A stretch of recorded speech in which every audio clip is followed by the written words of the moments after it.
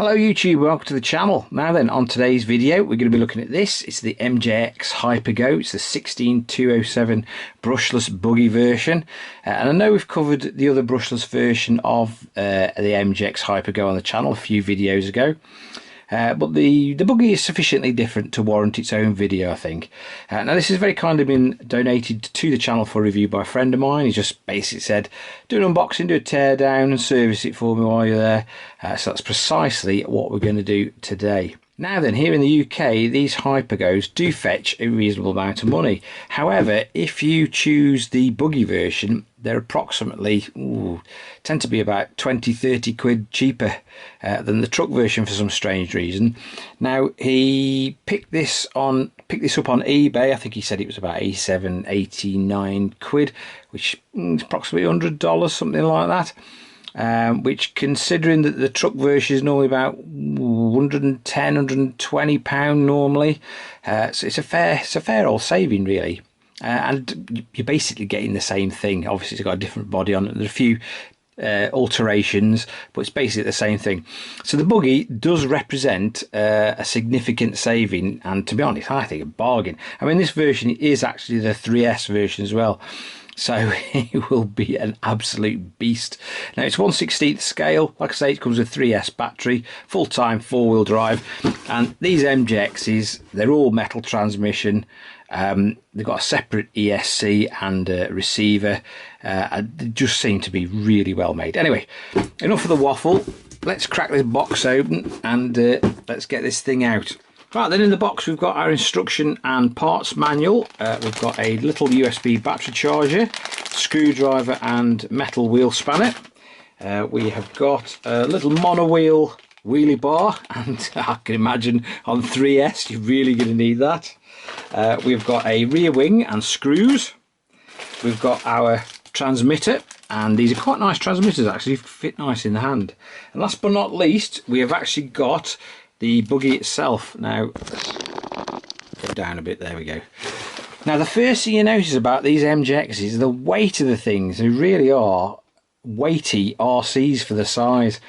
I don't know if it's the construction of them, because they are pretty well made, but this buggy especially feels as though it does weigh more than the others. It has got metal bumpers front and rear. How good they are in an accident, I don't know, because I'm a bit suspicious of anything metal on these little buggies, because, like I say, either that shatters or it breaks, you know, the plastic chassis underneath. So, but there is metal bumpers on this thing. First impressions are, like I say, it seems to be well made, like all the other MJXs, tough as old boots. Yeah, everything's dead thick and dead well made and dead chunky on these MJXs. I do love the way as well they provide these little holders for the sides of the bodywork as well, which is a nice little touch. And these wheels, nice and chunky, plenty of grip on those, and they feel as though they've got foams in. Anyway, we'll lift the lid on this thing and have a look underneath. Right, now that the clothes are off, we can go through some of the major differences between the buggy version and the truck. Obviously, the one is the wheels. The other one, interesting one, is the fan is actually located on the side of the motor, not on the top. This is probably due to the snugger fitting bodywork, I must admit. Now the shock absorbers on the buggy version are different sizes, front and rear. We've got shorter ones on the front, longer on the rear. Again, this might be something to do with the fact that this is the buggy.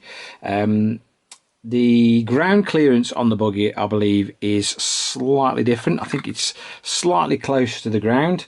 And I think those are pretty much the major differences. Apart from that, they will share very similar componentry, I would imagine. Now we've got the standard, I think it's a 2845 brushless motor there, obviously cooled by that little fan.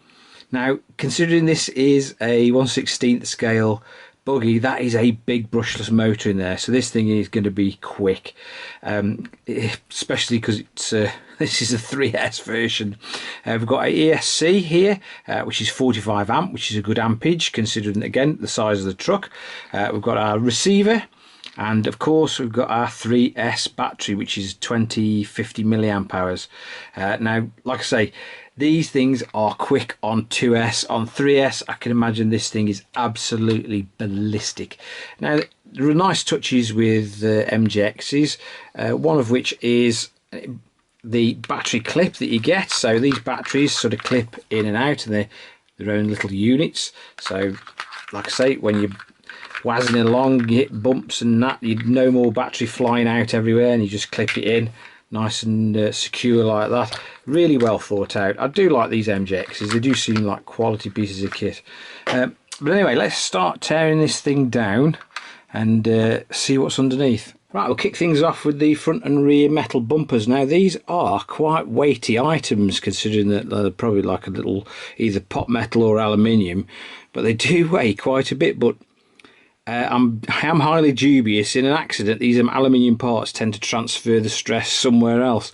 So whether or not they'd either shatter or sort of break the diff covers, I don't know. But you do get quite a hefty set of front and rear metal bumpers on this thing. Shock absorbers front and rear. Now we can see the size difference between the two. If I do that, there we go. Rear ones are longer, obviously. Front ones are the short ones.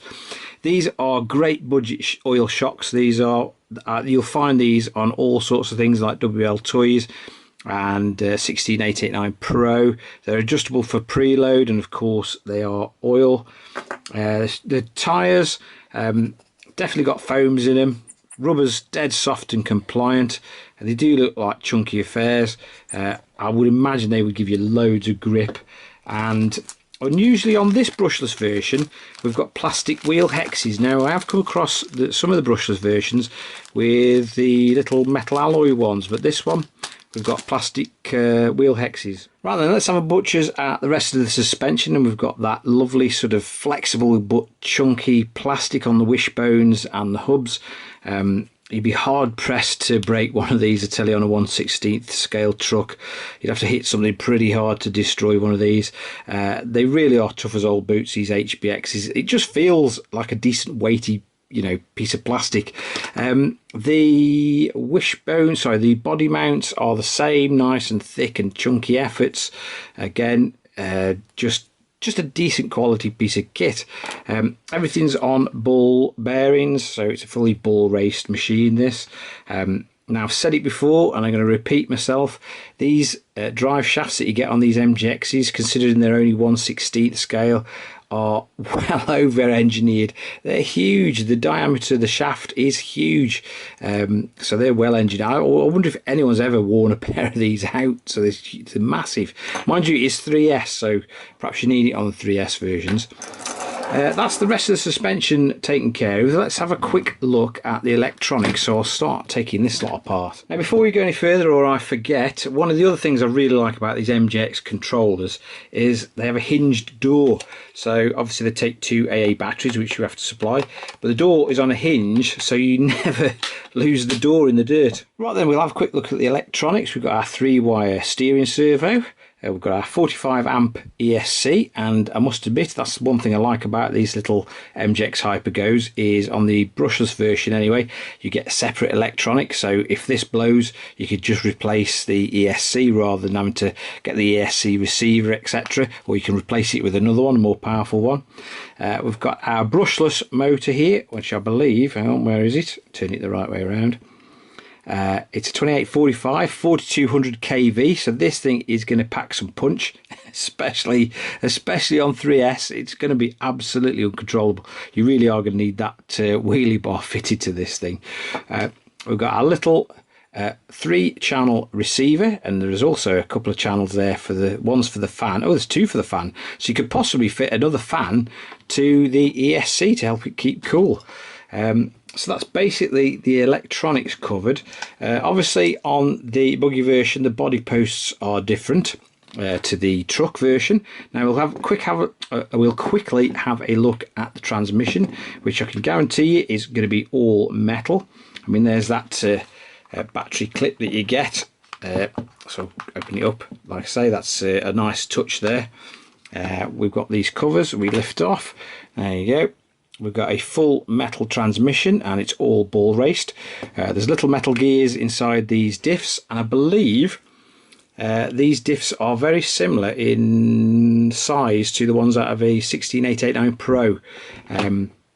Now my brother bought the MEW, oh is it MEW4? I can't remember the code, and he has actually had an issue with the rear, the reduction gear on the back. It has actually worn one out, so whether or not, I'm not sure whether they're made out of the same material. I would imagine so, but it says like a powdered metal, but it wore out pretty quick.